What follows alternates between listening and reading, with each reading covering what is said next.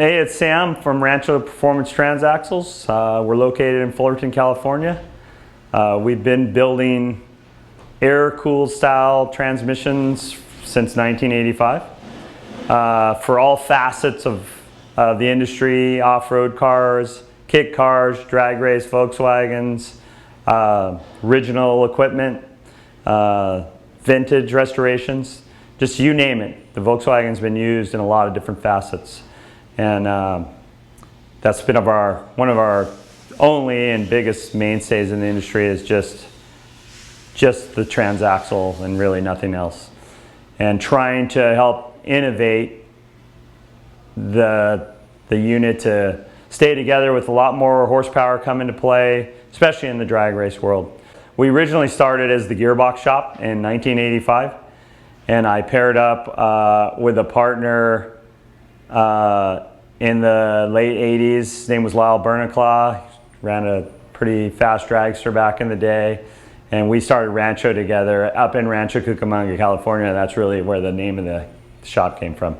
And we were doing a full service facility there, engine building, dynos, building cars, everything.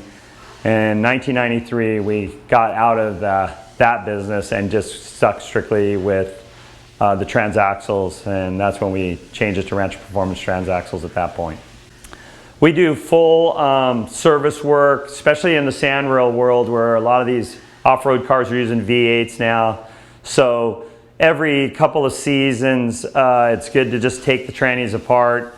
We magnaflux all the steel in them, replace whatever's bad. It's always good to stay ahead of that before you actually have a catastrophic failure that ends up hurting a lot more parts.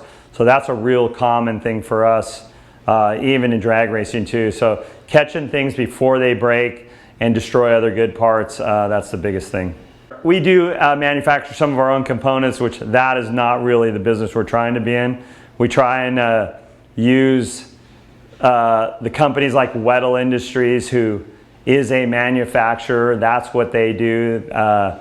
And we try and support them and use a lot of their products and help them in the developing of things when we can, when we find issues. We do make some of our own products when we're put up against a wall and there is no other choices. So we have some heavy duty axle components and spools that we make. And then there's a lot of other little knickknacks for some of the other trannies, the Vanagon stuff. And it goes along, with the simple things, hockey sticks, input shafts. All those things we get involved with when we have to. Okay, so one of our newest products is we build a 300M axle for a swing axle setup.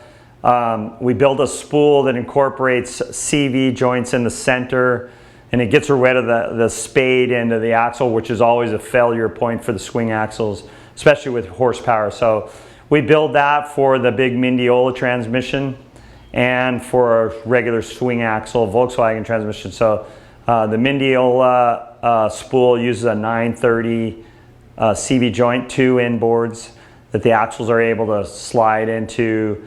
And then also we incorporated a 31 spline on the outer end of the axle to give it some strength, because we could make that diameter larger. So with the disc brakes, we have to pull a bigger broach through and make everything fit. And that's what's allowed the Pro Mod style cars to run swing axles and the axle assemblies to actually survive without going to independent rear suspension. As Sam has mentioned, there's quite a few people that have swing axles still in their car and they're running high horsepower. I mean, typically if you're running over 600 horsepower, this axle is just not going to hold up. Even though this is a really high quality axle, it's 300M, it's made by Urco. It's just, they're still popping the spades off the end of them. So if you need to increase the strength of it, you go to the CV spool style axle. This is a Type 1 version. I don't have a 2D version of it, but it's a little bit larger. But they encapsulate CV joints in them to basically use the 930 CV spline. Makes it much stronger. We've had very few failures. The only thing we've had seen in the past is, let me see, is the Type 1 300M axle. A few people have broken these off, but it's taken them a little while, and they have quite a bit of horsepower. They generally are trying to get up like 700-800 horsepower. So we came up with this much larger spline. We call it the big spline. This will hold up to 1,000 horsepower. We've already, had it in quite a few cars. Eric Calabrese, Red Baron, runs it, and with no issues.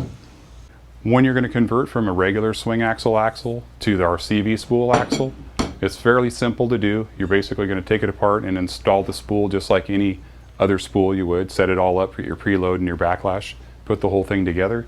Then the axle itself is pretty much just a general replacement. It goes straight into the CV. You put it in just like a normal axle, and it takes your same axle tube, brake assembly, everything. We build a lot of the sequential trannies that are out there on the market, the Albans, the Mindiola, the PBS, the Fortin, all of those transmissions we do build brand new and service them all. And for the most part, those are mainly an off-road and sand car type of setup. Got a handful of guys that are running them in drag cars that you see with some of the aftermarket units, but most of them are not sequential in drag car setups. They're still pulling the handles on them forward and back. The Volkswagen core components that are out there are starting to get really tired, and it's like the engine industry for the Volkswagen engine. You don't see a lot of rebuilt units anymore. Everything is new now. They use new cases, new heads, and all new components when they're going together. We haven't gotten there with the transmission yet, but it's bound to get there, where the cases are all just too rough now, and it's making it really hard to just rebuild units for them. So you're going to see that probably it will be one of the biggest changes in the industry, where if you want just a stock rebuild tranny, it's going to have to be based around mostly new components. So, well, we are doing a lot more Porsche, air-cooled Porsche transmissions now. There's a big call for that for some reason. We are doing a lot more of the Vanagon water-cooled stuff now, and the four-wheel drive synchro stuff now. There's a big push for that.